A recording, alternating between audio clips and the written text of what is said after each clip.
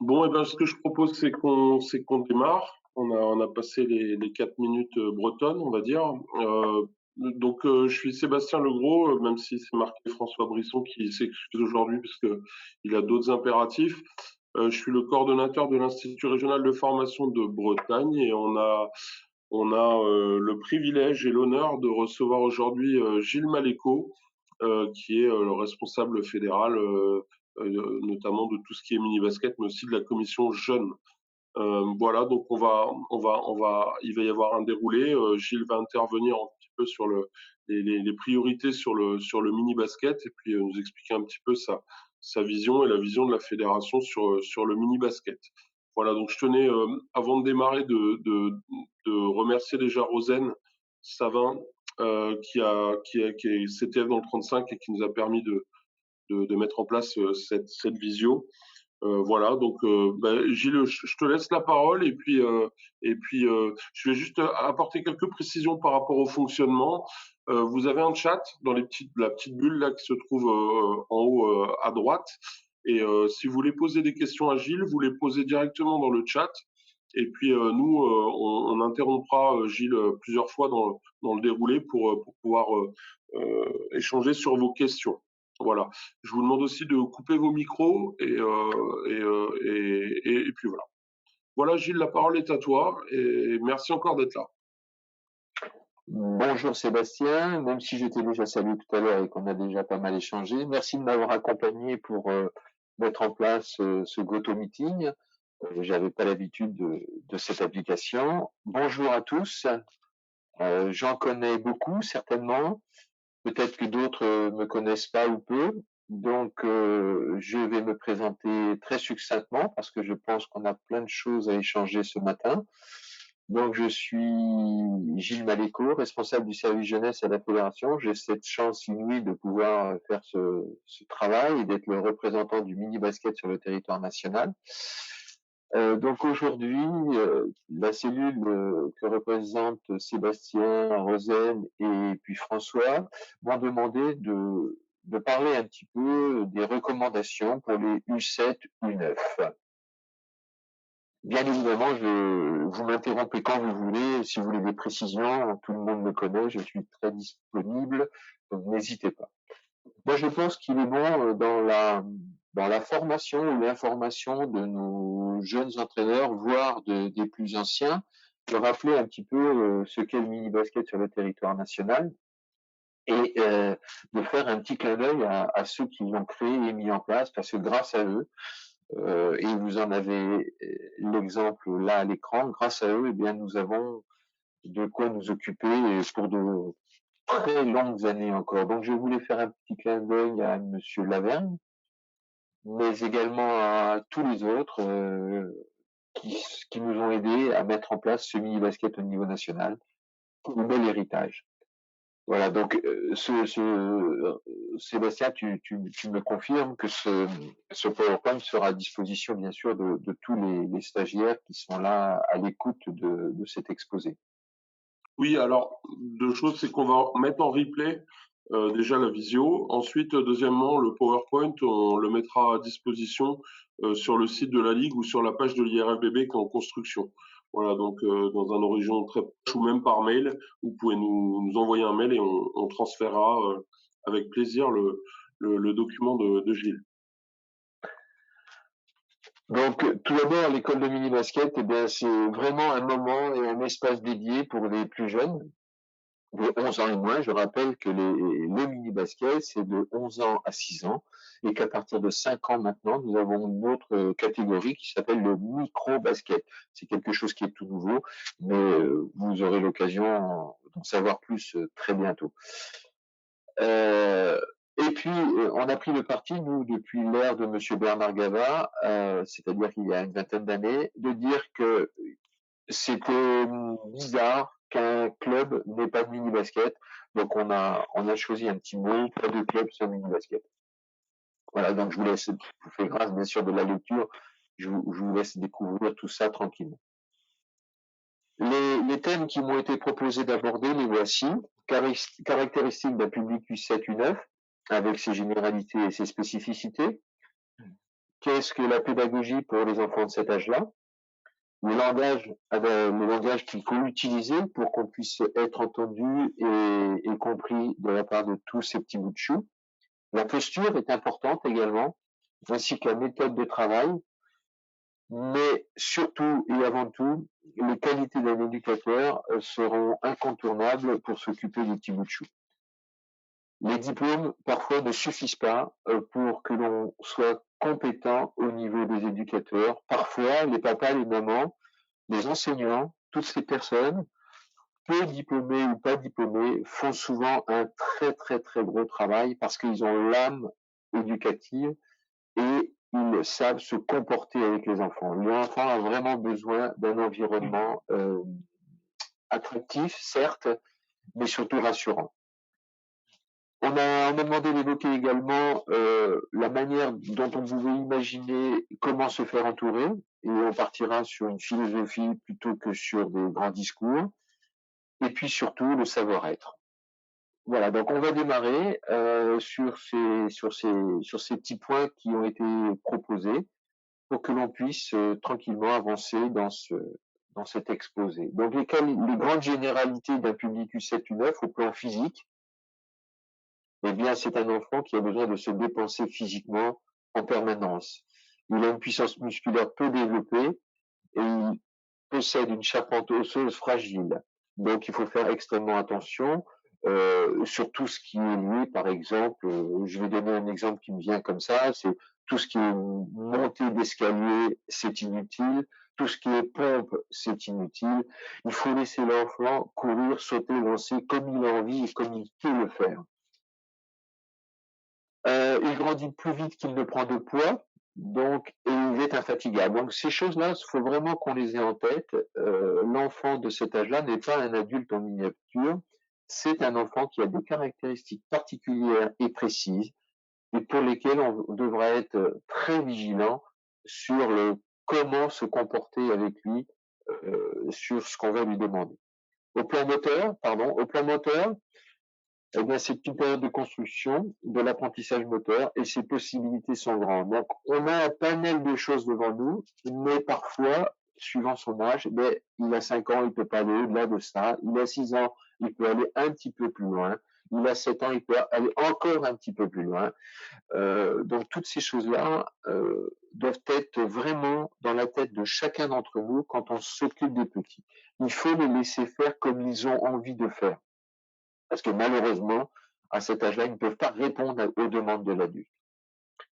Donc ça veut dire pour toi, Gilles, que, excuse-moi, je t'interromps, la connaissance des publics, au final, elle est presque plus importante que le contenu, finalement? Complètement, complètement.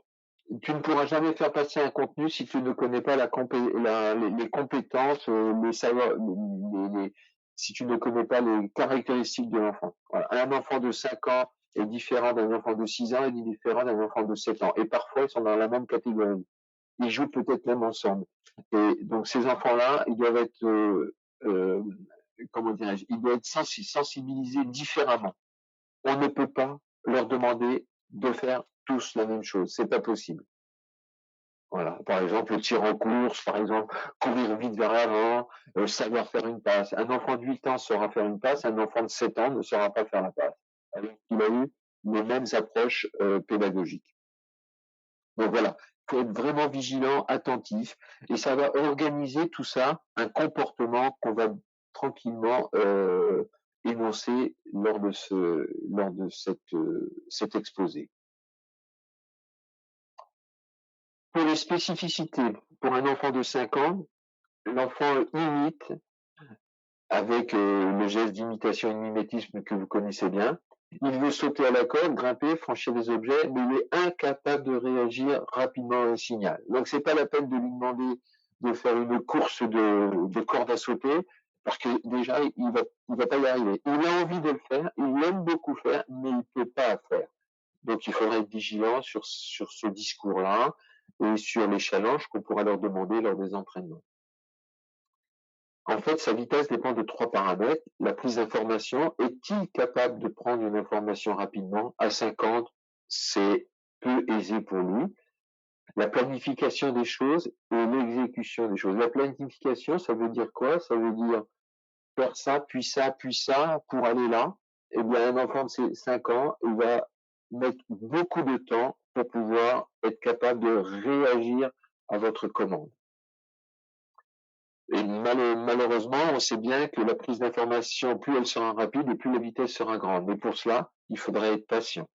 À 5 ans, c'est peut-être pas possible à faire. L'enfant de 6 ans, lui, il est différent. Il commence à s'éveiller à plein de choses. Il a déjà un petit vécu physique. Il sait déjà courir, peut-être sauter, peut-être lancer. Et il va commencer à développer l'équilibre. Il n'est pas, comment dirais-je, il n'est pas inintéressant de leur faire faire peut-être autre chose que du basket pour découvrir que l'enfant maîtrise un certain nombre de choses, comme le vélo, par exemple. Il peut réaliser des choses, mais il faut que ce soit prévu à l'avance. Il faut qu'il l'ait déjà entendu, qu'il l'ait déjà vu, qu'il puisse comment dirais-je, se profiler par rapport à une vision des choses. La vidéo est très intéressante pour les enfants de 6 ans, 7 ans. Donc n'hésitez pas, j'ai pu l'expérimenter, je vous en parle savamment. N'hésitez pas à montrer des vidéos d'enfants de cet âge-là qui maîtrisent déjà les choses pour que les enfants fassent des copier-coller.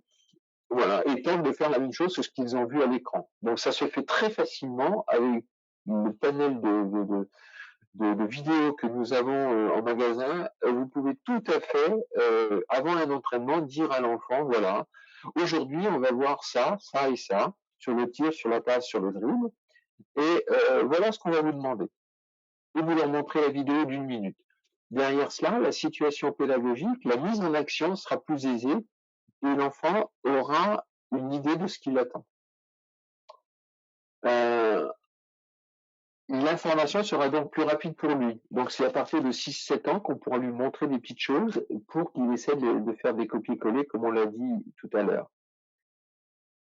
On le nomme ici, il commence à intégrer des informations visuelles, etc., etc. Il va donc développer sa motricité par essai-erreur. Il a un repère, cette petite vidéo qu'il a vue, il va essayer de faire. Donc il va se tromper, il va réussir, il va se tromper, il va réussir. Nous, éducateurs, on va devoir l'encourager, l'accompagner, et ce sera dit plus tard dans les autres sujets. Bien évidemment, il faut que les situations soient grandes ouvertes et très sollicitantes pour que l'on puisse, excusez la faute de sollicitante, c'est une faute de frappe, il faudra qu'on corrige, Rosanne, on l'a pas vu celle-là. Il faudra que l'on puisse être très riche pour essayer de mettre l'enfant dans une situation de réussite et pas se borner simplement à un seul exercice. Après, on avait une intervention je suppose que c'est Pascal Thibault de l'URB, qui nous dit que au-delà de l'âge civil, il y a aussi l'âge physiologique. Ça veut dire Bien qu'on a sûr. des enfants qui sont peut-être plus en avance sur leur croissance que d'autres. Notamment, je sais que le CD35 travaille aussi avec le biobanding plus tard dans la détection, mais comment vous vous situez par rapport à ça, cet âge physiologique plutôt qu'à l'âge civil?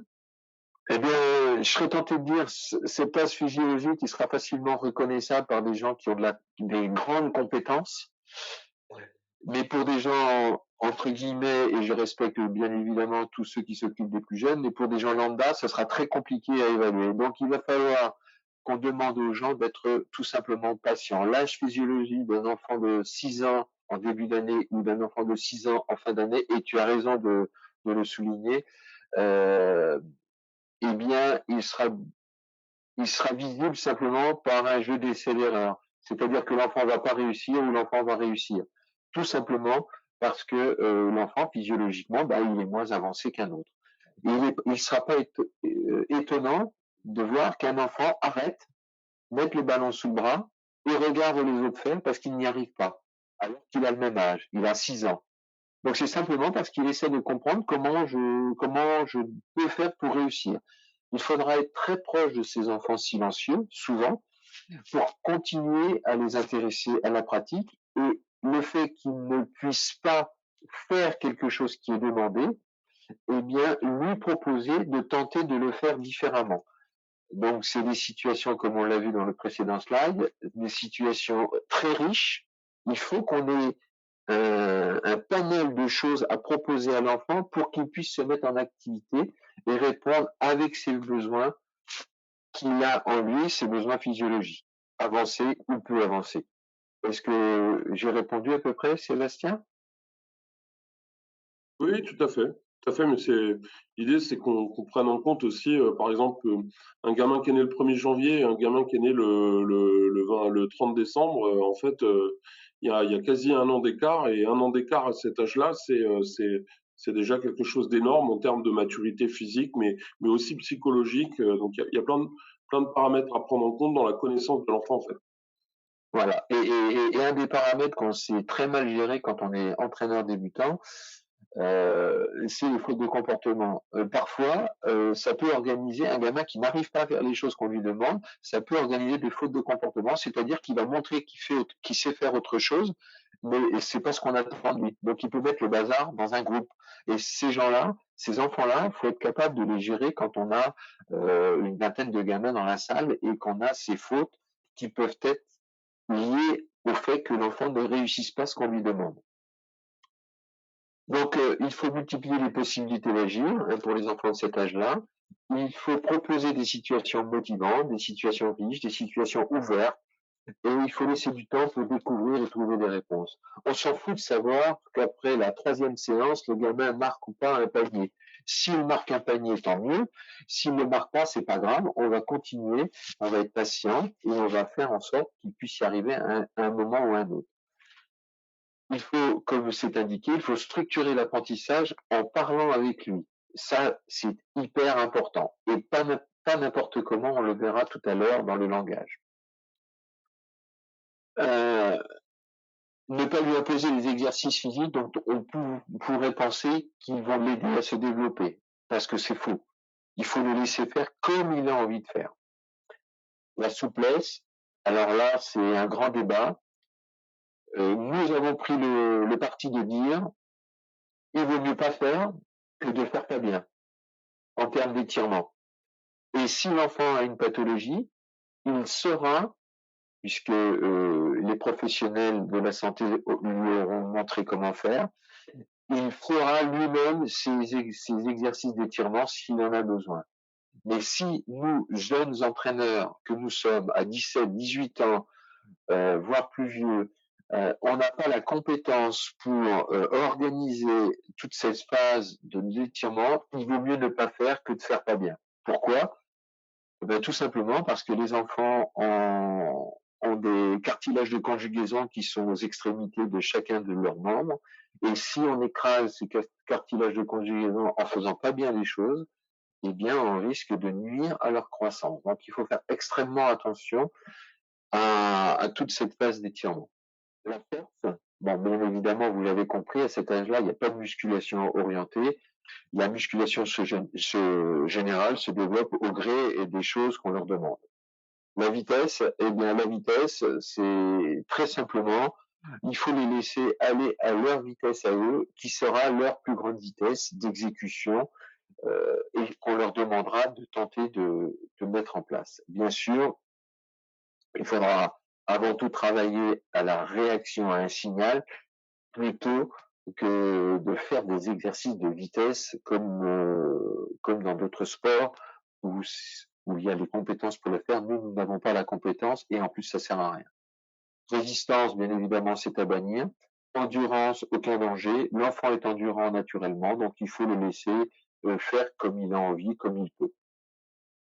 Et bien évidemment, c'est indiqué, à cet âge-là, les filles et les garçons ont les mêmes types de caractéristiques physiques, donc on ne fait pas de différence entre les filles et les garçons. À partir de 7-8 ans, on entre dans la motricité sportive, les gestes deviendront plus précis, l'enfant commence à réagir aux infos qui lui parviennent en cours de jeu, et il fait attention à ce qu'il fait, ce qui provoque parfois des lenteurs. Voilà, il se rend compte qu'il n'a pas réussi, c'est pas grave, il faut l'encourager et lui demander de continuer d'aller le plus vite possible. Ok? Mais il se compare aux autres qui réussissent. Donc il faut vraiment avoir un discours très encourageant et de proximité. La proximité de base, la motricité de base est terminée. Quand on dit terminée, ça veut dire que structurellement, physiologiquement, on sait que c'est quelqu'un qui ira vite ou on sait que c'est quelqu'un qui ne pourra jamais aller vite. D'accord? Donc, on va l'accompagner dans dans ces différents paramètres en insistant sur le fait que notre basket devient un basket de très grande vitesse. Donc, il faudra demander à ce que toutes les choses soient faites à très grande vitesse la plupart du temps de l'entraînement. Le fait de ne pas réussir parce qu'on va très vite, c'est pas gênant. Il vaut mieux continuer d'aller vite et amener les apprentissages qui vont permettre au cours de cette grande vitesse de réussir le geste technique pour les plus vieux à partir de 9-10 ans. La pression culturelle tend à faire acquérir des apprentissages de séquences gestuelles, davantage centrés sur la forme que sur le but. Donc c'est la même chose. Il faudra que l'on soit très attentif à ces fameux copier-coller que les enfants ont en tête parce qu'ils ont vu LeBron James, parce qu'ils ont vu Michael Jordan, parce qu'ils ont vu leur grand frère, leur papa, leur maman, qu'importe. Ils ont des clichés dans leur tête et ils vont vouloir enchaîner des choses comme ces personnes qui leur ont montré. Et il va falloir donc qu'on canalise tout ça également. Et bien sûr, le pourquoi de ce geste sera intéressant en réponse par l'éducateur et surtout leur montrer quel intérêt ça a de réussir ce geste. À partir de 11 ans, tout devient possible puisque l'enfant est, est mieux construit. Surtout un enfant qui a eu déjà une activité physique depuis un certain nombre d'années. Quand il est débutant à cet âge-là, il faudra être patient encore une fois et lui montrer les choses bien comme il faut et surtout le rassurer. Ce qu'on devra retenir surtout sur tout ça, eh ben c'est ces petites choses que je viens d'écrire. L'observation sera importante et permettra à l'éducateur d'animer des séquences variées, motivantes et adaptées à la vue des savoirs et du pouvoir de chacun. Et on l'a dit tout à l'heure, mais l'éducateur ne peut pas considérer les enfants comme des adultes en réduction, mais des individus ayant des besoins propres en fonction de leur nature. Donc ça, c'est vraiment important. Pourquoi on a écrit ça Parce qu'on s'est rendu compte avec le temps que les enfants ne faisaient plus naturellement les choses que nous, les plus anciennes, nous avions eu la chance de faire, à savoir courir dans les champs, monter aux arbres, lancer des cailloux pour casser des vitres, lancer des cailloux parce qu'on se bagarrait avec les autres dans la rue. Voilà. Toutes ces choses-là, les enfants de maintenant ne le vivent pas, ne le vivent plus ou différemment. Ce qui fait que quand on les a avec nous au basket, eh bien, on doit leur redonner cette envie de courir, de sauter et de lancer. Dans une pratique qu'est le basketball et qui est une pratique très sollicitante au niveau technique. Donc, il est clair qu'il est très difficile pour nous, éducateurs, de pouvoir faire tout en même temps. Donc, il va falloir prendre son temps. Quand nous arrivions... Oui. Gilles, en fait, ça veut dire que si on fait mal et qu'on considère l'enfant et qu'on entraîne l'enfant comme un adulte en miniature, au final, on peut avoir des dégâts physiologiques plus tard, à mon avis, parce que on passe à l'addition un peu plus tard, et puis aussi sur la maturation psychologique et sur la motivation aussi du gamin à rester au basket. Ouais, j'allais dire exactement ça, Sébastien. Non seulement il y aura des dégâts physiologiques, malheureusement, on ne les vivra pas, parce que l'enfant, il aura arrêté. Si on n'apprend pas à l'enfant comme il aime qu'on lui apprenne, eh bien, l'enfant va arrêter tout simplement. Il va arrêter, il va sortir du basketball et il ira peut-être faire autre chose, et tant mieux pour lui s'il fait autre chose, mais souvent, il aura une mauvaise idée du sport, et il n'ira pas faire de sport, il ne viendra plus faire du sport. Voilà, ça c'est la plus grosse des problématiques. Donc, un, on risque d'abîmer l'enfant, et deux, on risque de le perdre pour le sport, avec les conséquences que l'on connaît quand un enfant de cet âge-là ne fait plus de sport et qu'il ne vit pas à l'extérieur, comme on a pu le dire tout à l'heure. Donc, Après, faut être très, très, très vigilant. Je pense que il faut vraiment, dans ces catégories d'âge-là, offrir à nos entraîneurs, papa, maman, on les a cités tout à l'heure, un maximum de compétences de base. Et les compétences de base à cet âge-là, c'est la patience et c'est surtout ne pas faire des copier-coller du monde des seniors. Voilà. L'avantage que nous avons à la fédération, c'est que bon, il y a déjà beaucoup de gens qui réfléchissent sur comment faire et quoi faire, et on en parlera à la fin tout à l'heure. Mais il a été réfléchi la formation pour nos basketteurs à travers trois brevets fédéraux, pardon, que sont le brevet fédéral enfant, le brevet fédéral jeune et le brevet fédéral adulte. Donc il y a trois nouveaux brevets fédéraux qui apparaissent dans, dans l'univers de la formation maintenant pour vraiment positionner chez les enfants les compétences qui sont liées à leur âge, chez les jeunes des compétences qui sont liées à leur âge, etc., etc. Donc un univers totalement différent de ce qu'on connaissait jusqu'à maintenant et qui va nous permettre de moins nous tromper et de plus facilement fidéliser nos enfants dans la pratique du basketball. On y reviendra tout à l'heure. On m'a demandé de parler un petit peu de pédagogie. Alors, la pédagogie, c'est un grand mot et il ne faudrait pas que ce soit un gros mot. Déjà, pour que l'on puisse utiliser ce mot pédagogie, eh bien, il faudra qu'on s'arme de plein de choses, comme nous l'avons évoqué tout à l'heure.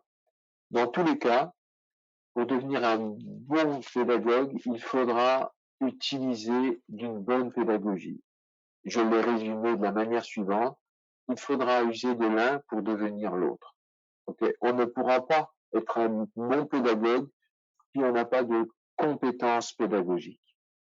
Les compétences pédagogiques, c'est des discours adaptés, c'est des démonstrations commentées, c'est une connaissance du sujet que l'on va décliner auprès des enfants. C'est des répétitions, accompagner et corriger. Il faudra dans tous les cas, pour être un bon pédagogue, c'est éliminer tous les cris, les agitations, les injustices, les vociférations. Tout ça, ça va nuire et ralentir les acquisitions, voire, comme tu disais Sébastien, faire fuir les enfants. Donc, toutes ces choses-là, elles sont à éliminer. Et je serais même tenté de dire, et ça c'est mon expérience personnelle qui me permet d'en parler, j'ai éliminé le sifflet à l'entraînement. Je ne parle qu'avec des langages de signes. Certains d'entre vous ont pu le voir. Voilà, j'ai éliminé les choses qui me paraissent être des outils agressifs pour les enfants. Donc les cris, les agitations, les injustices, les vociférations, nous les éliminons. Mais je vous invite également à éliminer le sifflet et à faire fonctionner votre gestion de groupe différemment. Dans la pédagogie, ce qu'on voudrait également mettre en place, c'est des jeux pour le jeu. C'est à travers la découverte avec des jeux traditionnels, eh bien, aller tranquillement vers notre jeu basket. Et les enfants de cet âge-là en sont très friands. Et je vous invite vraiment à utiliser ou à user de ces jeux traditionnels que sont la balle au prisonnier, les quatre coins, le béret, tout ce que vous connaissez, et de les réinstaller dans vos approches pédagogiques pour être différents avec les enfants. Il faudra aussi qu'on organise tout cela à travers une méthode que j'ai créée qui s'appelle la méthode des 3 R, règle, rôle, registre. Il est très facile de dire à des enfants de courir vers l'avant, surtout quand on a le ballon. Et on ne va regarder que celui-ci. Malheureusement, il y a d'autres partenaires sur le terrain qui peuvent aider celui qui porte le ballon. Donc il faudra donner une règle aux enfants courir vers l'avant. Je suis porteur, je suis non porteur. Je suis non porteur, je vais avoir un rôle. Je suis porteur, je vais avoir un rôle également. Donc, donner un rôle aux enfants, qu'ils soient porteurs ou non porteurs. Et pour les asseoir et les conforter dans ce jeu de règles, c'est leur donner un registre technique. Mon registre technique quand je porte le ballon, c'est de dribbler le plus vite possible vers l'avant avec éventuellement des changements de direction et des changements de main. Ça, c'est facile à aborder puisque c'est quelque chose qu'on maîtrise en tant que joueur de basket ou entraîneur de basket. Mon rôle quand je n'ai pas le ballon, quel est-il? Eh bien, il va être un rôle de course vers l'avant dans un espace laissé libre pour que je puisse éventuellement, en avant du porteur, pouvoir recevoir le ballon. Donc, je vais avoir aussi un registre technique à décliner à l'enfant lors des entraînements et ne pas être le spectateur de celui qui a le ballon. Donc, donner un rôle aux enfants qui ont le ballon, donner un rôle aux enfants qui n'ont pas le ballon, et pour qu'ils puissent réaliser leurs tâches, c'est leur offrir un registre technique de course, de demande du ballon pour celui qui ne l'a pas, dans des espaces dédiés vers l'avant, et laisser libre. Et puis, pour celui qui a le ballon, on l'a dit tout à l'heure, c'est des techniques de dribble. Voilà, c'est une méthode qui peut vous aider dans l'organisation, qui peut aider les entraîneurs, pardon, dans l'organisation des entraînements. Et puis surtout, n'oublions pas qu'après les apprentissages ou le travail analytique, c'est un travail de précision qui dure très peu de temps sur un geste précis, il faudra vite passer au jeu.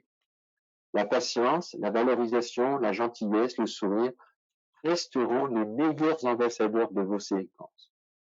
Parce que on a constaté que l'enfant aime apprendre de cette manière-là. Donc, j'ai fait une petite phrase en indiquant apprendre à l'enfant comme il aime qu'on lui apprenne.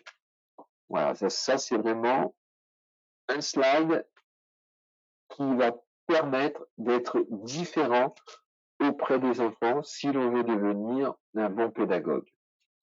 Des Et questions peut-être par rapport à ça?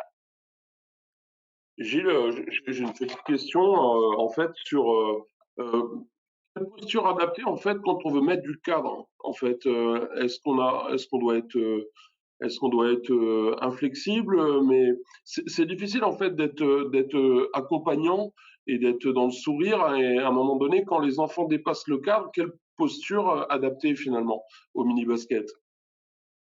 Alors, quand l'enfant dépasse le cadre, c'est peut-être parce que nous, on n'est pas dans le cadre. Il faut d'abord inverser les choses avant de penser que l'enfant est un perturbateur. C'est peut-être parce que nous, on lui a pas donné assez de choses, assez d'éléments de réponse. Donc, ces éléments de réponse, il va falloir qu'on puisse lui comment dirais-je, les anticiper. Il faut être riche, on l'a dit tout à l'heure, et c'est bien la grande complexité de notre basket actuel, c'est que les compétences ne sont pas chez les plus jeunes, souvent, chez les enfants du mini-basket, elles sont surtout une catégorie. Donc il va falloir qu'on soit riche en termes de savoir-faire et de savoir-être pour que l'enfant évite d'avoir des fautes de comportement, évite d'avoir une envie de ne pas faire, etc., etc. Donc je serais tenté de dire que ces messages de sourire, de gentillesse, de patience et de valorisation, elles vont faire leur chemin avec le temps. Un enfant, peut-être que s'il est perturbateur, et c'est un grand mot parce que on va l'employer parce que j'ai que celui-ci en bouche pour l'instant, s'il est perturbateur lors d'un entraînement, c'est peut-être parce que il a des facteurs affectifs qui le dérangent à l'extérieur du terrain de basket, à l'extérieur de la pratique du basketball. Et on en parlera tout à l'heure, et on verra que il faut s'intéresser à l'enfant dans son avant et dans son après terrain de basket. Donc, je ne sais pas si j'ai bien répondu à ce que tu as posé comme question, Sébastien, mais un Non, c'est enfant, pertinent, Moi, je me disais que de toute manière, après, on peut pas, à mon sens, tout prévoir non plus. Mais effectivement, la Ouais, remise en question, elle est, à mon sens, vraiment importante. Euh, pour autant, on peut être inflexible et le faire avec le sourire, en fait. Je pense, c'est-à-dire qu'on peut, on exactement. peut, on peut recadrer les gens avec le sourire. Alors, je dis pas que j'y arrive tout le temps pour ceux qui me connaîtront, mais en tout cas, je pense que la tonalité, elle est aussi importante que le recadrage au final. Ouais, tout à fait. Je te rejoins complètement là-dessus. Et je pense que il n'y a pas de formules magiques qui sont écrites dans les livres. Il y a simplement des comportements à encourager. Voilà. Il faut pas prendre la formule de Sébastien ne sera pas sur le terrain demain la même que celle que Rosen, que celle de Gilles ou que celle de François. Il faudra qu'on s'adapte par rapport au public et par rapport à ce qu'on voit des enfants. Il peut arriver que l'on doive hausser le ton, mais c'est pas pour cela qu'il faut utiliser des vociférations et des cris dans tous les sens. Voilà. On peut donner le ton différemment. Et tu verras qu'il y a une phrase de Monsieur Lavergne qui est très juste, qu'on verra à la fin tout à l'heure, qui, qui reprendra un peu toutes ces idées-là. Le langage. Et le langage sera donc adapté, bien évidemment, il sera mesuré, il sera sans esclandre, on l'a dit, sans vocifération, il sera surtout très poli, parce qu'un enfant à qui l'on dit un gros mot est souvent à les gros yeux, il comprend pas pourquoi on me dit un gros mot à moi alors que c'est mon entraîneur de basket, c'est presque mon papa, c'est presque ma maman, et il me dit des gros mots. Oh là là, qui c'est ce personnage? Donc il faut vraiment être très poli avec les enfants. Souvent, ce sont des discours individualisés qui s'apparentent à une grande discrétion. Exemple, pour ne pas rendre ridicule un enfant au milieu des autres, le pointer du doigt et lui dire que c'est pas bien, c'est ce qu'il faut. Il faudra certainement pas le faire. Il faudra plutôt lui parler des choses de façon discrète et surtout très ciblée. Dans tous les cas, il faudra que ce discours, ce langage soit rassurant, encourageant et souvent explicite. Attention, le mot, le phrasé des adultes, la manière de parler des adultes n'est pas forcément comprise toujours par un enfant de cet âge-là. Il faudra donc utiliser des mots différents, avec des tons différents. Et moi, je vous engage, pour l'avoir expérimenté, pour comprendre comment parler avec des enfants, j'ai demandé dans mon village à aller en classe avec les enfants que j'allais avoir au basket, soit dans le cadre scolaire, soit dans le cadre du club. Et je suis allé en classe, en maternelle, en classe, en CP, en classe, en C1. J'ai fait toutes les divisions, et ça, je l'ai vraiment fait, pour savoir comment parlait l'enseignant avec les enfants. Sur des cours qui intéressaient les enfants, sur des cours qui intéressaient moins les enfants, sur des cours où j'étais passionné, et voir comment l'enseignant modulait ses mots et sa pédagogie. Et ça m'a complètement appris le métier d'éducateur pour les enfants. Donc je vous invite, si vous pouvez, d'aller échanger, écouter les enseignants, parce que c'est une richesse que malheureusement on n'utilise pas ou pas bien. Et ensuite, grâce à cette approche, il vous sera plus aisé d'avoir un langage adapté, comme on l'a dit, mais également de faire passer les messages basket comme on souhaite le faire, parce qu'on est des entraîneurs de basket avant tout. Mais dans tous les cas, tout ce qu'il faudra faire auprès des enfants, et particulièrement dans le langage, il faudra que ce soit un langage respectueux. Des choses à dire par rapport à ça, Sébastien, Rosane, que je connais, Julien peut-être. Oui, moi j'ai juste une petite, remarque, d'où l'importance, Gilles, d'avoir, une école, structurée avec une réelle équipe mini basket. Parce que quand on imagine un jeune entraîneur avec, 20 U6, U7 un samedi matin, d'où l'importance d'avoir une structuration et de savoir où on va. Parce que, quel message tu peux faire passer, au club et aux éducateurs par rapport à la structuration de l'école de mini basket?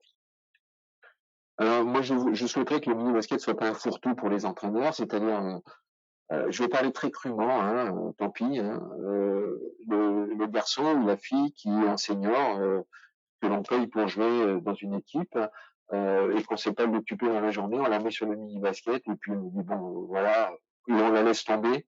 Et cette pauvre personne va avoir de grandes difficultés souvent à s'occuper des petits jeunes. Donc ça, c'est pas bien de la part d'un club de faire ça. Il faut vraiment que l'école de mini-basket d'un club soit un véritable projet de club. La pérennité du club, les clubs qui ont réussi à avoir ce challenge de rendre pérenne une école de mini-basket, eh bien, se sont vite rendus compte que ce sont les futurs dirigeants, les futurs entraîneurs, les futurs arbitres, les futurs joueurs de notre club. Donc, il faut vraiment qu'on prenne un grand soin dans les projets de club, à accompagner les clubs, comme vous le faites très bien chez vous là-bas, dans le CV35 pour vous avoir visité à plusieurs reprises, accompagner les clubs pour qu'ils puissent structurer vraiment, au regard de tout ce que l'on essaie de dire maintenant, structurer vraiment notre école du mini-basket. Notre école du mini-basket, c'est le basket de demain, c'est la survie des clubs, c'est 30% des licenciés sur le territoire national, c'est un maillage incroyable, d'une richesse inouïe. Donc, soyons proches, nous, éducateurs, responsables, soyons proches de nos clubs et continuons de les accompagner comme vous le faites la plupart du temps sur votre territoire breton, Rosen. Et ce petit clin d'œil, Rosen, parce que je tiens à vous féliciter, vous, dans le CD35, pour vous avoir visité et avoir beaucoup partagé avec vous. Vraiment, vous faites un super travail, donc Julien, Rosen et tous les copains du CD35. Bravo pour ce que vous faites pour le mini-basket. On a une petite remarque de Samuel, un petit conseil qui lui a été donné, de dire, il essaie d'être vigilant, de glisser un petit mot pour chacun des gamins au cours de la séance.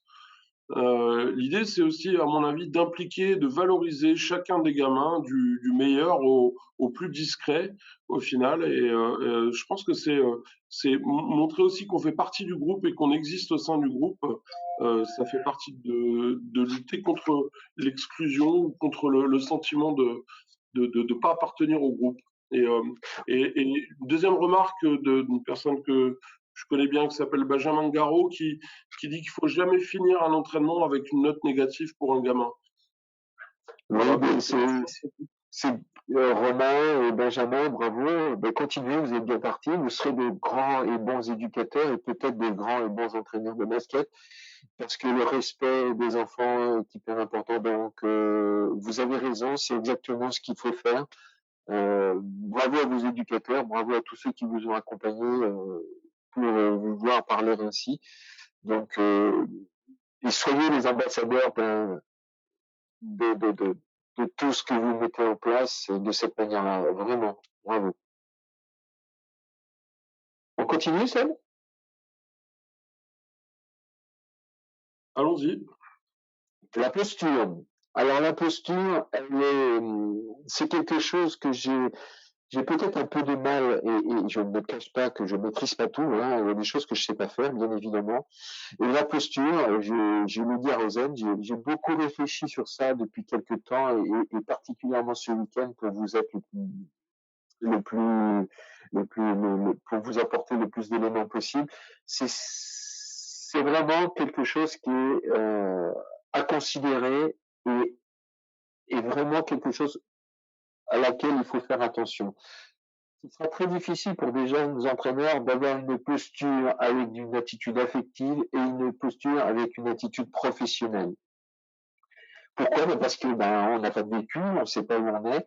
Donc il va falloir vraiment dans nos formations, et la formation BF Enfant il mettra un point d'honneur, la posture est hyper importante. Il faut savoir qui l'on est et pourquoi l'on est là et qu'est-ce qu'on a à faire avec les petits bouts de chou.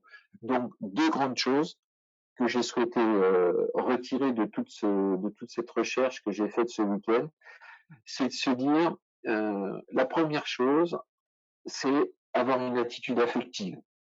C'est obligatoire. Les enfants viennent pas en mini-basket comme d'autres vont à l'armée. Voilà. Les enfants viennent dans un univers sympathique, dans un univers convivial, dans un univers de camaraderie. Et il va donc falloir, nous, qu'on orchestre ça avec une attitude affective. C'est l'une des parties de la posture de l'éducateur. Mais pas que. il y a aussi, je dois maîtriser mon sujet. Je dois être compétent sur les comportements dont on a parlé tout à l'heure, Sébastien. Je dois être capable d'enseigner, d'encourager, d'accompagner. Et ce sera une attitude professionnelle parce que dans ce cadre-là, je suis un enseignant et je dois être très attentif à tous les messages à faire passer à l'enfant pour qu'il puisse, au gré des entraînements, eh bien, s'accaparer un certain nombre de savoir-faire. Et je vous avoue que ce sera un dur exercice de naviguer entre ces deux compétences, l'attitude affective et l'attitude professionnelle, qui sont des postures incontournables du monde éducatif que l'on a à proposer à notre jeune public. Donc, dans nos formations, dans notre expertise, quand on a, nous les anciens, quand on a à faire passer quelque chose, c'est vraiment la mesure de la posture que l'éducateur doit avoir avec ce jeune public. Voilà comment j'ai souhaité vous parler de la posture. Vous avez peut-être des choses à ajouter? Alors, on a une question de Benjamin qui nous demande, dans ton parcours, est-ce que tu as déjà une stratégie d'inclusion des parents au sein de la séance? L'idée, c'est de pouvoir faire participer les parents directement à la séance. On sait que les parents, alors je ne sais pas trop en Bretagne puisque je viens d'arriver ici, mais en tout cas, nous, j'avais déjà constaté plusieurs fois que les parents, il y avait des situations qui devenaient aussi de plus en plus problématiques dans des catégories après. Est-ce que tu avais une stratégie d'inclusion des parents? Comment tu t'y prenais chez les tout petits pour essayer d'inclure les parents au sein des séances, ou est-ce que c'était toi qui gérais toute la séance? Alors, bien évidemment, comme tout le monde, j'ai besoin des autres pour faire animer mes séances de basketball. Et j'ai pu en faire la démonstration à plusieurs reprises dans des départements très difficiles de la banlieue parisienne, pour ne pas les citer, où les parents déposent les gamins, ils se barrent. Mais ça, c'est des choses qu'on rencontre partout, ou bien sont dans les tribunes et ne sont là que pour te juger et pour dire tu t'occupes pas bien de mon fils, machin, machin. Donc moi j'ai mis un terme à tout ça très aisément. Quand j'ai des groupes et j'en ai fait la démonstration, j'avais 35 gamins, je devais faire une démonstration devant des entraîneurs de cet âge-là. Euh, j'ai pris le parti de ne pas faire la séance tout seul et je suis donc allé interroger les enfants, les parents qui étaient dans les tribunes en train de lire le journal, en train de boire un café ou discuter avec leurs amis, et je leur ai demandé de venir m'aider tout simplement. Je leur ai demandé d'écouter pour que la séance se passe bien pour vos enfants et pour tous les enfants. Ça serait vachement sympa que quand je suis à bout du terrain, que vous soyez sur l'autre bout du terrain et puis que vous contrôliez. Alors on m'a dit oui, monsieur, on ne sait pas faire. J'ai dit ne vous inquiétez pas, je ne vais pas vous demander de faire quelque chose, je vais simplement vous demander de surveiller. Surveiller pour que dans l'atelier qui va là-bas à l'autre bout du terrain, eh bien que les choses se passent bien, que les enfants passent chacun à leur tour. Tout simplement ça. Que les enfants passent chacun à leur tour. Donc contrôler le start de l'enfant qui va partir faire son exercice et le stop de l'autre pour pas qu'il y ait le bazar et qu'il y ait un accident. Les parents vont dire ah, on n'a que ça à faire. Vous avez que ça à faire, madame, monsieur. Oui, mais on n'a pas de chaussures de basket. Pas grave. Oui, mais on est en jean. Pas grave. Moi, je suis en tenue, je suis le responsable pédagogique. Donc, vous inquiétez pas, je maîtrise les choses et vous allez simplement m'aider et je vais vous présenter comme tel aux enfants. Donc, les parents vont sur les paniers, regardent les choses, tout se passe comme par hasard, merveilleusement bien. À tel point qu'à la fin, donc déjà, il faut bien maîtriser son sujet pour pouvoir faire ces choses-là. Si vous ne maîtrisez pas votre sujet, vous ne pouvez pas demander à des gens de venir faire les choses à votre place. Il faut vraiment que les gens soient rassurés et qu'auprès de vous, ils aient un référent. Donc ça, c'est vraiment une posture importante. À l'issue de cette expérience que j'ai menée donc, dans un département, sans connaître personne, et bien, à la fin, il y a 3 personnes qui sont venues, monsieur, est-ce qu'on peut vous parler? Donc, c'était des jeunes femmes qui avaient 20 ans, 25 ans, qui avaient leur gamin qui était là dans la salle. Comment on peut faire pour devenir entraîneur de basket? Parce que c'est vachement intéressant, en fait. Donc, j'avais réussi à renverser le truc. À un moment donné, j'arrive dans la salle, 35 gamins sur le terrain, 2 paniers, autant de ballons que d'enfants, un petit peu de matériel pédagogique, mais pas beaucoup. Donc c'était une situation pleine de, pleine de problèmes, pleine de soucis, et grâce à la complicité des parents que j'ai impliqués, eh bien, j'ai rendu la séance agréable, pour les enfants, ça c'est le plus important, parce qu'ils ont tous fait des choses intéressantes, 2 pour les familles, et 3 pour les éducateurs qui étaient venus voir une séance pour savoir comment faire avec des enfants. Donc on avait rempli toutes les cases en un seul coup. Mais ça, il faut maîtriser son sujet. Donc pour faire la réponse aux garçons, aux jeunes garçons qui me posent la question, ne pas hésiter à faire ce genre de choses. Allez voir les gens dans les tribunes et leur demander de vous filer un coup de main pour que la séance se passe de façon agréable pour tout le monde. Il ne faut pas que l'enfant n'ait plus envie d'aller au basket. Moi, j'ai plusieurs remarques. Je viens d'un tout petit département, en fait, très rural, et en fait, on a une dirigeante qui avait bien entendu ce message. Euh, S'exprimer sur le déficit d'encadrement, c'est aussi inciter les gens à y venir. Voilà. Et puis ensuite, Gilles vous l'a dit, préparer des tâches et dédramatiser, c'est quelque chose d'hyper important. Mais le fait de dire, vous inquiétez pas, je gère tout, ça va conforter les gens dans le fait de dire, ah ben, je drop le gamin et je m'en vais, en fait. Et donc ça, je pense que c'est important de dire, on a besoin de tout le monde. Et plus vous serez de monde sur le terrain, et plus ce sera riche pour les enfants, plus ça désenflera les conflits qu'il peut y avoir autour des parents, parce qu'ils vont se rendre compte de la difficulté que c'est de pouvoir aussi mettre les mains dans le cambouis avec les enfants sur l'entraînement. Donc ça, c'est important. Par contre, il y a une question qui est posée toujours par Benjamin en termes de responsabilité. Si on a une implication régulière des parents, est-ce qu'on est dans l'obligation de les licencier? Alors ça, c'est un projet de club. Il faudra que les parents soient licenciés parce que malheureusement, un accident peut arriver. Et voilà, il faudra qu'à un moment ou à un autre, mais les choses se feront naturellement. Vous verrez, les choses se feront naturellement. Et puis charge à Monsieur le Président du club de dire bon, il y a un vrai projet mini basket, donc les licences des gens qui vont nous aider, ben on les prend pour le club. Et puis voilà. Mais ça, c'est très facile. C'est une situation qui, Sébastien, tu as de l'expérience comme moi et d'autres certainement ici. C'est une suite logique. Il n'y a pas de difficulté à ce niveau-là souvent. Il n'y a pas de difficulté. Une autre expérience aussi que j'ai menée, j'entraînais une équipe de National 3 avec un copain et tous les joueurs de basket venaient vraiment nous demander des choses pour être encore plus forts le samedi lors du match. Et puis, moi, au bout d'un certain temps, il y avait bien sûr mes garçons qui étaient dans cette équipe-là, mes enfants. Et au bout d'un certain temps, j'ai dit, bon, écoutez, les gars, vous êtes bien gentils, là, mais nous, avec mon pote, là, on vous donne tout ce qu'on a pour que vous soyez le meilleur possible le samedi soir, et chose que vous faites très bien d'ailleurs. Par contre, le samedi matin, moi, j'ai 35 gamins et je suis tout seul. Donc, si vous voulez que je vous aide en National 3, ben, venez m'aider le matin. Et au fur et à mesure, j'ai créé un univers avec mes seniors qui n'étaient pas entraîneurs, qui en avaient rien à cirer de l'entraînement, mais simplement parce qu'ils me voyaient me défoncer pour que je puisse les rendre meilleurs pour que leur jeu basket soit agréable en National 3, et bien ils avaient envie de me donner un petit coup de main en me disant, comme les papas et les mamans que j'avais mobilisés, en me disant, ouais, mais Gilles, nous on sait rien faire, hein.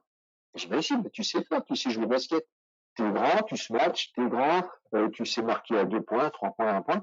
J'ai simplement que vous me montriez votre expertise auprès des enfants quand je vais vous solliciter. Et j'ai animé cela aisément. Comment? Eh bien, le samedi matin, je mettais mon PC dans la salle, je prenais 10 minutes, je disais, voilà, aujourd'hui, la passe, c'est ça, le dribble, c'est ça, et le tir, c'est ce qu'on va voir. Voilà les 3 ateliers de, voilà. L'éducateur, enfin, le joueur de National 3 comme le papa ou la maman, avait la fiche du tir.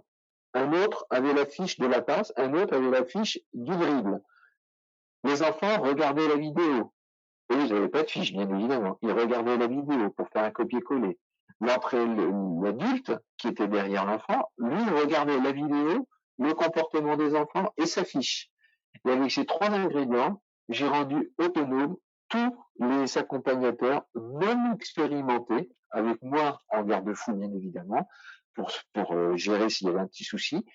Et les joueurs de basket qui n'avaient aucune fibre pour l'entraînement, eh bien, tranquillement sont rentrés dans la démarche de avoir envie d'en savoir plus. Voilà. Et j'avais gagné. Donc, il est très facile de faire les choses. Très facile de faire les choses. Il faut simplement oser les entreprendre.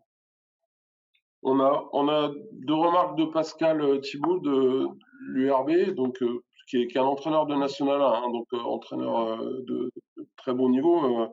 Il dit que dans le contexte Covid, à Rennes en tout cas, entre les fenêtres, là, entre les deux confinements, enfin la reprise, seuls les parents qui étaient accompagnés, qui accompagnaient l'équipe étaient en droit de rentrer dans la salle.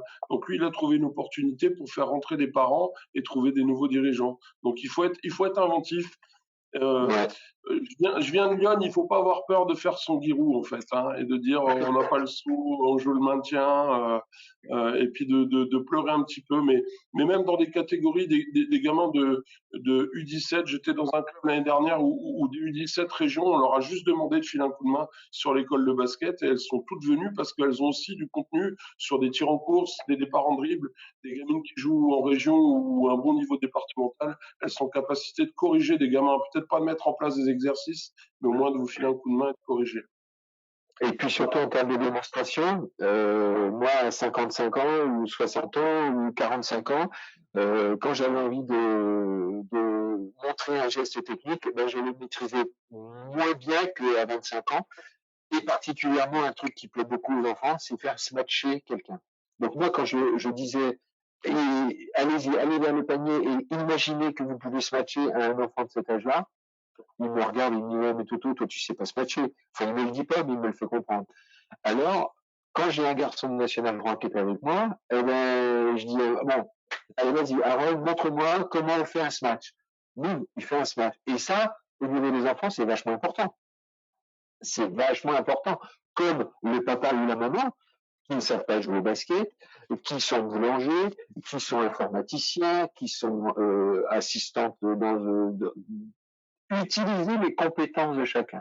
Utiliser les compétences de chacun. Voilà. Et mettre en valeur les gens à travers leurs compétences et pas simplement uniquement le savoir-faire basket.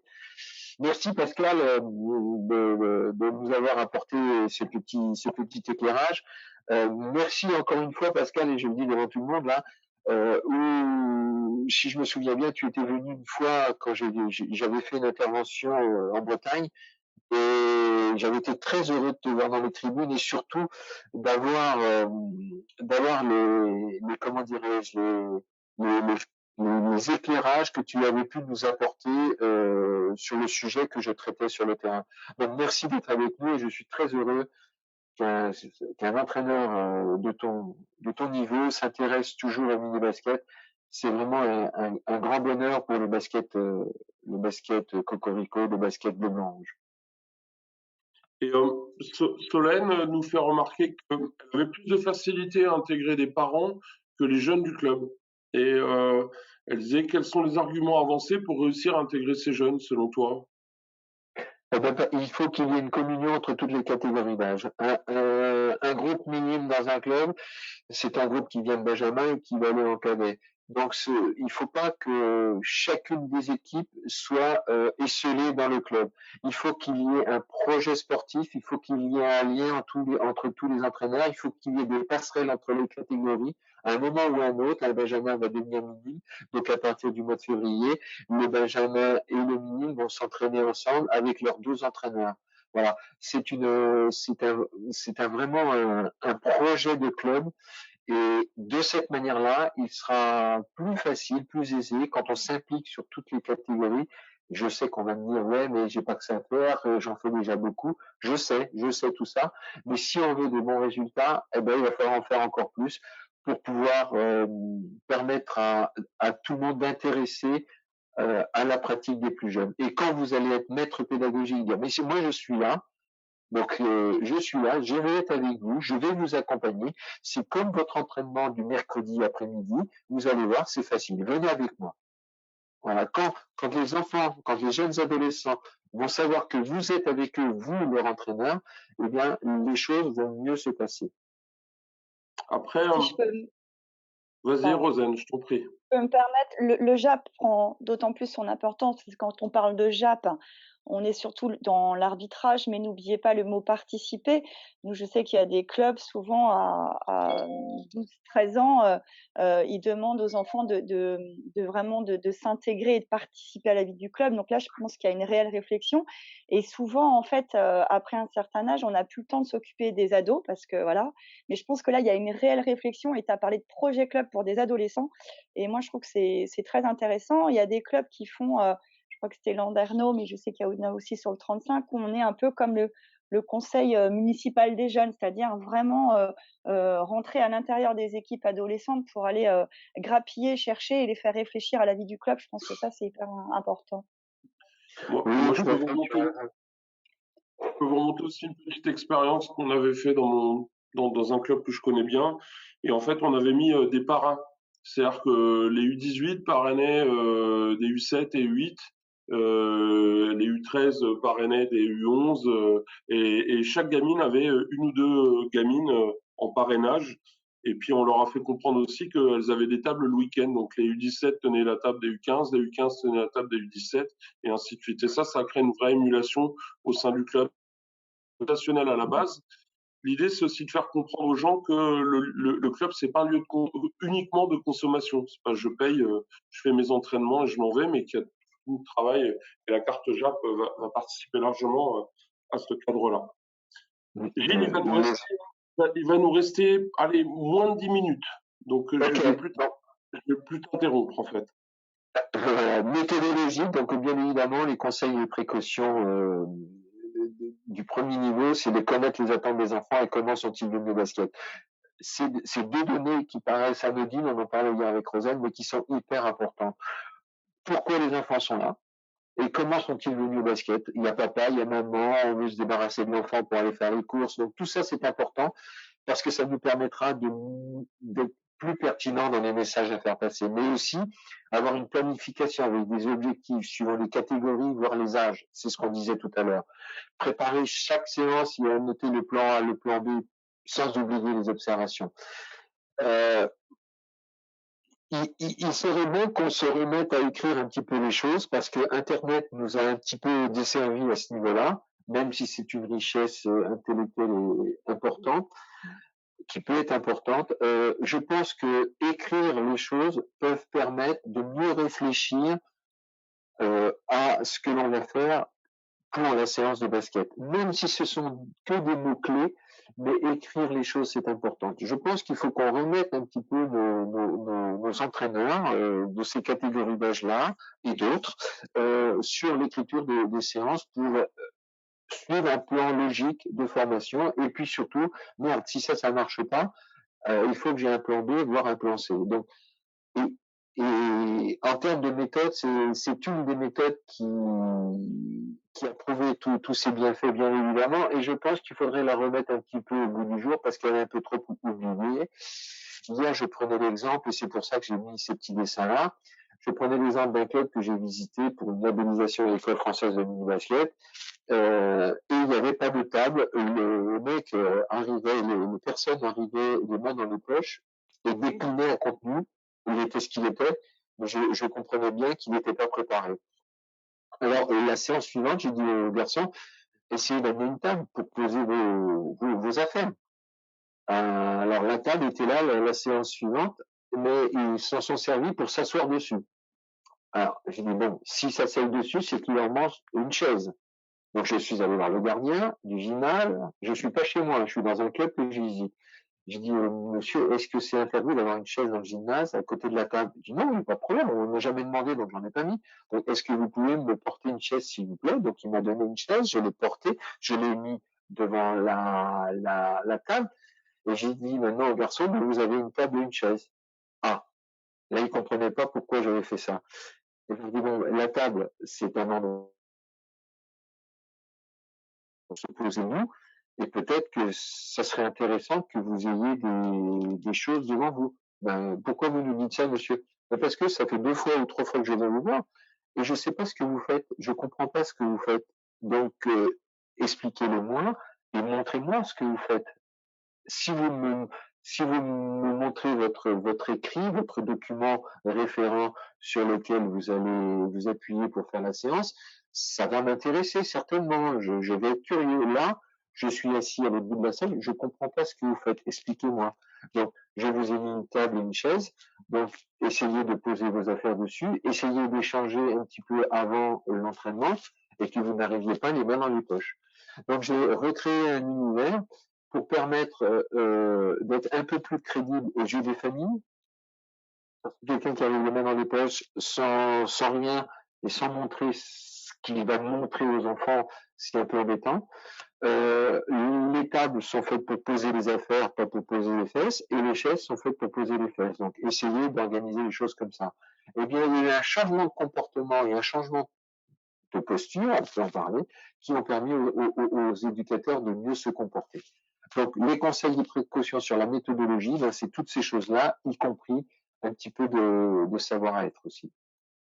Les qualités d'un éducateur. Bien évidemment, on vient de le dire, il doit être exemplaire. S'asseoir sur une chaise avec les mains dans les poches, c'est pas, s'asseoir sur une table avec les mains dans les poches, c'est pas top.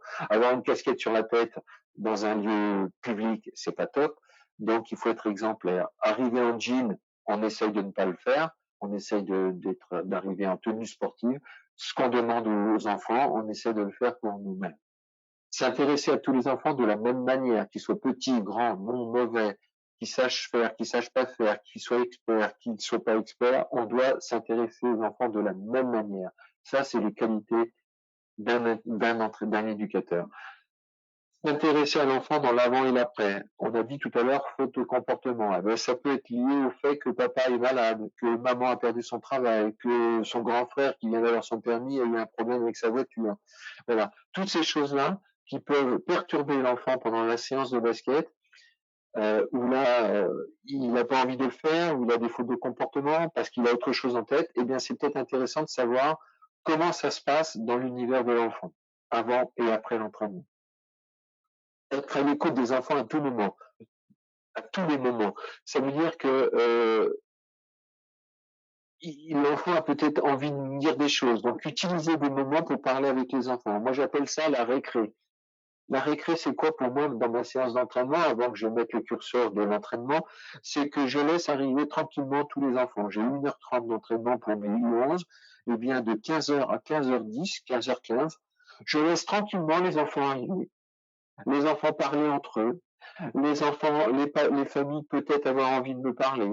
Les enfants partent un peu dans tous les sens. Oublier la difficulté de la journée où ils ont été en classe ou ailleurs et où ils ont eu des règles très très draconiennes pendant 5 ou 6 heures. Donc leur laisser 15 minutes ou 10 minutes de récré et à partir de ce moment-là, eh bien, commencer la séance quand je donne le signal pour démarrer. Et dans tous ces petits moments-là, c'est le moment où on va être à l'écoute des enfants, à l'écoute peut-être des parents, mais aussi à l'écoute des observateurs. Les observateurs, ce sont mes collaborateurs, ceux avec qui je vais travailler, les papas et les mamans qui vont descendre sur le terrain, qui vont avoir des choses à me dire. Donc c'est tous ces moments-là qu'on va figer sur un petit temps récréatif que j'appelle le temps de début d'entraînement, qui va être de l'ordre de 10 minutes maximum. Et qui, contrairement à ce qu'on peut croire, n'est pas nuisible à la qualité de l'entraînement. Au contraire, il va vous apporter plein de belles choses pour la suite. Savoir se faire entourer, ça c'est important. Eh bien, pour qu'on soit capable de se faire entourer, il faut qu'on ait une idéologie du mini-basket. C'est quoi le mini-basket? C'est vanter les bienfaits du mini-basket sur ces jeunes enfants.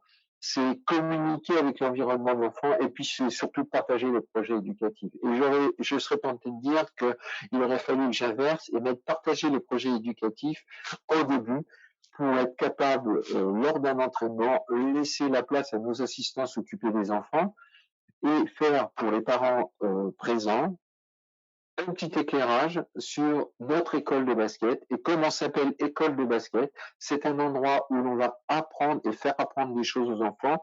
Donc, comment allons-nous faire les choses avec votre collaboration, avec votre aide?